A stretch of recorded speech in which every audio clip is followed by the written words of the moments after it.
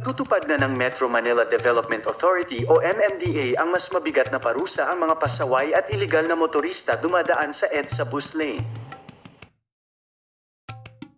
Magsisimula ito sa Lunes, November 13. Bagong parusa sa EDSA lane violators. First offense 5,000 ang multa.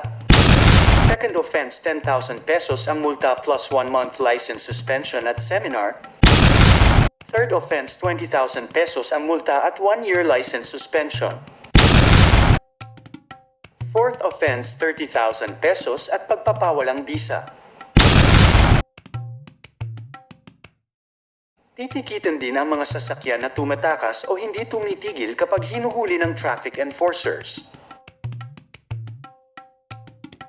Ayon kay MMDA Acting Chairman Attorney Romando Artes, ito ay para sa kaligtasan ng lahat at para hindi maabala ang mga commuter na sumasakay ng bus.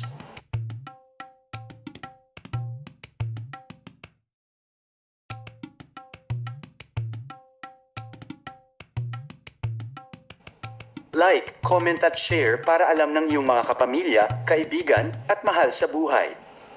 Salamat!